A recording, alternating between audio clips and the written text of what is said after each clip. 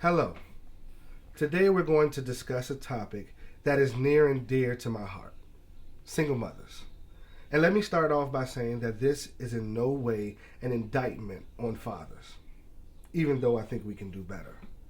This is a celebration to the women who do the jobs when we're not doing ours. Anyone who has raised a child or is raising a child can tell you how challenging and taxing a job it is. Women who have the fortunate or unfortunate circumstances of having to raise their children on their own know this feeling all too well and can tell you better than me. So I talked to 3 different women and I asked them their stories. My name is Kamisha Munford, and I am a 32-year-old single mother of 2 little girls, ages 4 and 7. Tina Simone is 4 years old. Tatiana is 7 years old. Very exciting, energetic, rambunctious little girls, and I wouldn't change any of that for the world. How old were you when you had your children? When I had Tatiana, I was just about to turn 26, and when I had Tina Simone, I was just about to turn 29. So how did having your children change your life? I will say that it slowed me down in respects to work. Before I had Tatiana, I was working 12-hour shift every day for at least 5 years. It has kind of, I would say, not separated me from my close friends, but having children and having a family of your own now, I don't really have a lot of time. So what is the involvement of the kid's father in their lives?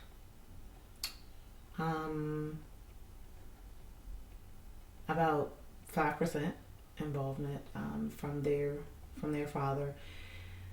He provides financial assistance,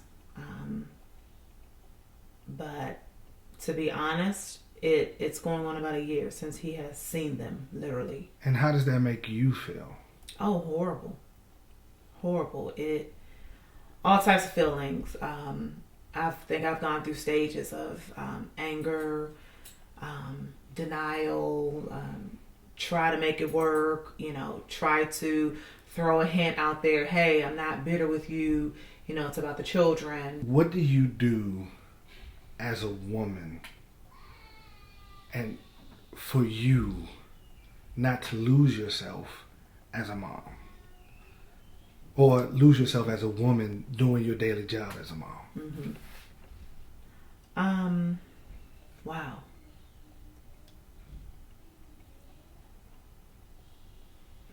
Not to lose myself. I feel like I am losing myself. How do you deal with the stress of being a single mom? Honestly, I don't.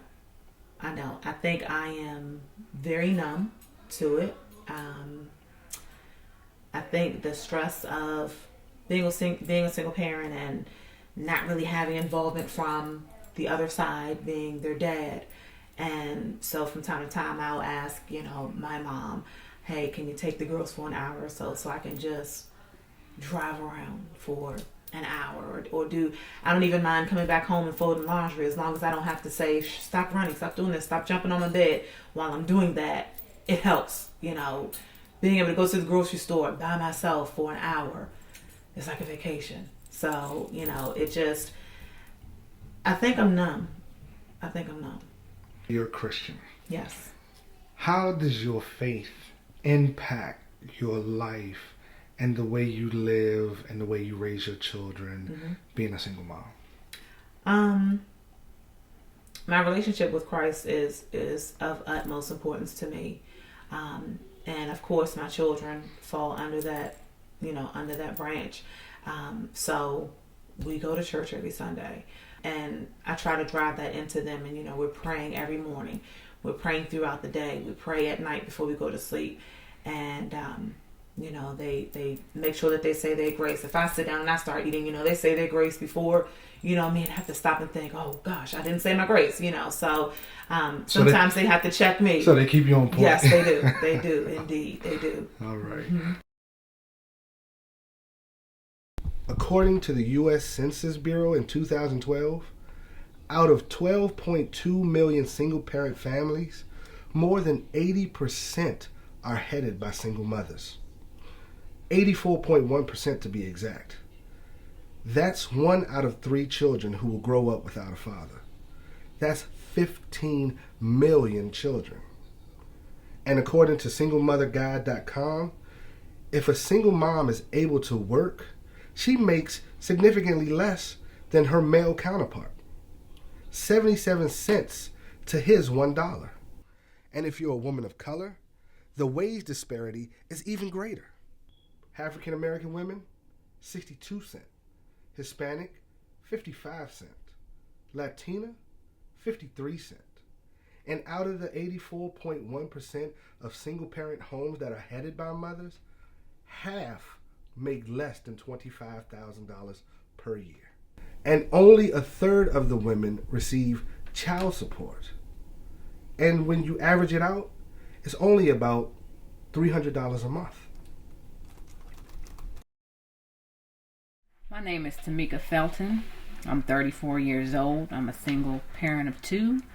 Have a 10-year-old and a 6-year-old. My 10-year-old is a girl. Her name is Tamia Felton. And my 6-year-old is a boy. His name is Elijah Rothschild. What positive effect did having your children have on your life? The positive effect, I'm a lot more responsible now, strong-minded, a lot more confident in myself. What were the differences, or what are the differences in raising your son compared to raising your daughter? The differences is their personalities. I would say Tamia, her personality is more, relaxed.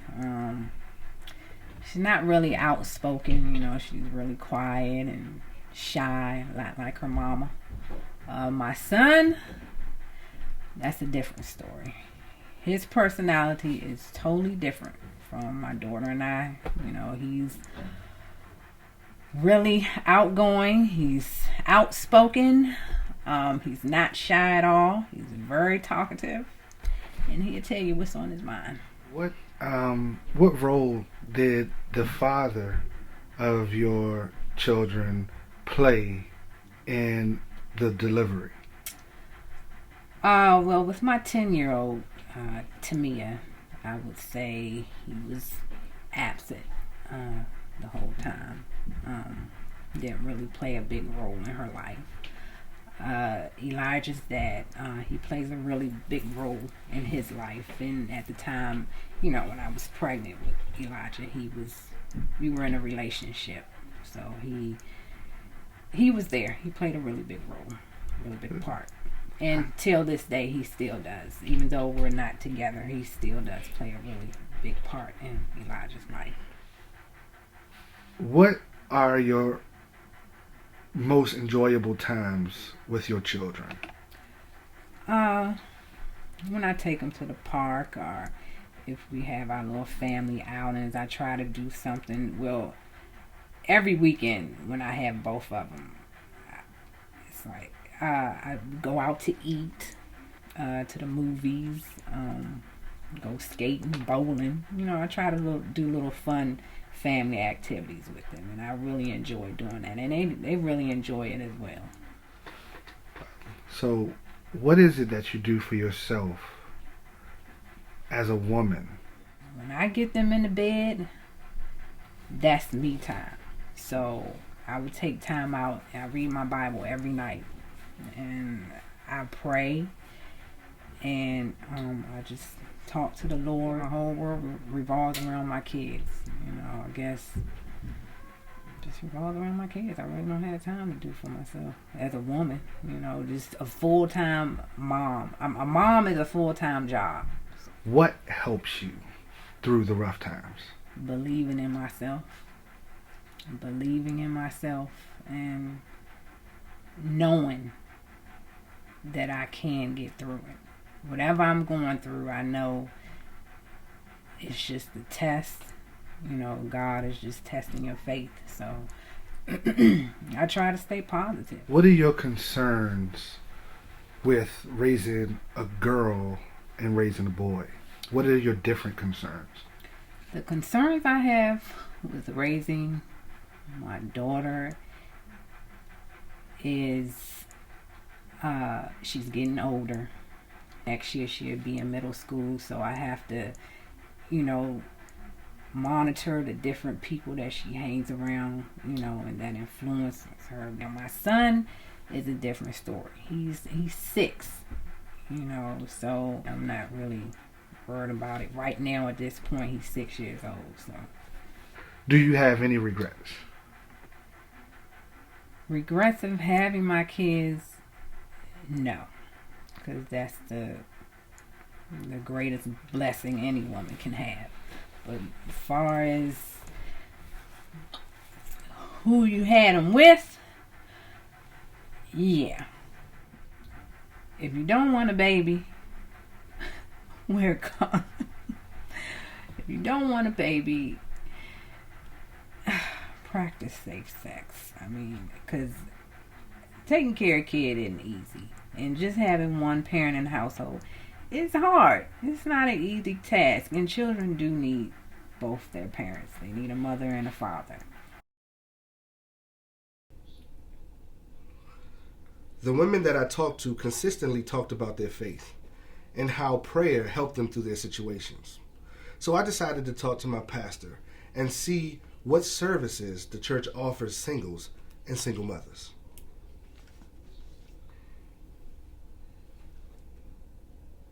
I am Reverend Dr. Lee Paul Washington, Senior Pastor of Reed Temple AME Church. What, if any, services does the church offer for singles, women, or in particular single mothers? Well, we do have a singles ministry, and that's for persons who are unmarried. And in that ministry, of course, you will find a number of single mothers because I think that single women, single mothers certainly factor greatly into the life of the church and have made significant contributions. I applaud them for being able to raise a child without the other corresponding parent. How often do you counsel single women, single mothers? I would say in the persons that come in seeking spiritual support or with issues, a good 90% of them are single. The first thing I think that I would share with them is that there are many wonderful models out there of mothers who are single and have been successful in raising their children, and I would direct them to them as they might serve as mentors. What I found that's consistent with single mothers, the majority of them are rooted in God. They have a strong faith.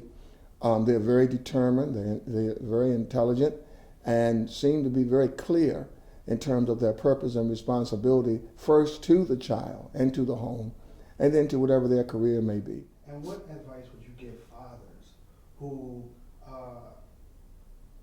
that are not involved in their children's life? I think the father plays a very, very significant role in the life of the child, and that the fathers need to understand. I don't see it as much as a responsibility, although it is. It's an obligation, because the future of that child rests pretty much in the way the father factors into the life of the child. If you look at the statistics of persons who are in prison, in many instances, the prison population, it seems to be a consistent reality that where the father is absent, then the child doesn't have the proper guidance and ends up in a penal institution, unfortunately. So in order to avert that, in order to curtail that, I think it's just incumbent upon every father to play that role, that leading role in the life of their child. So I told you that this is a topic that is near and dear to my heart.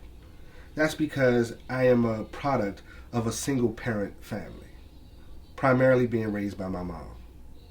So how can I tell a story about single mothers without having my mother in it? So without further ado, this is my mom, and this is her story. I am a single mother of two, a son and a daughter, Johnnie Leon Hill and Janine Leah Hill.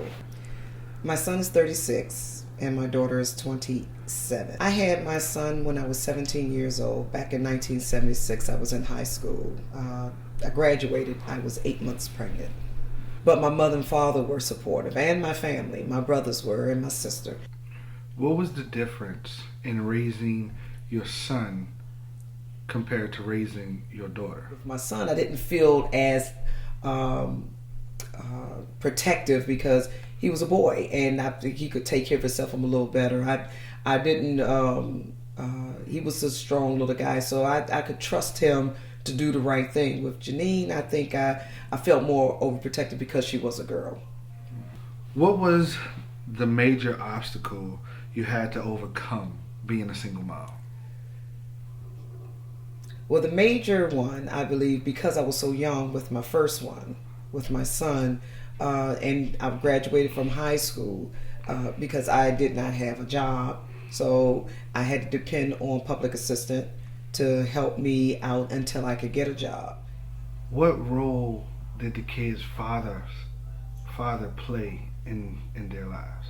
He played an active role until we broke up, and then he was scarce in my son's life until he decided that he wanted his family back together 8 years later, and that's when I got pregnant with my daughter.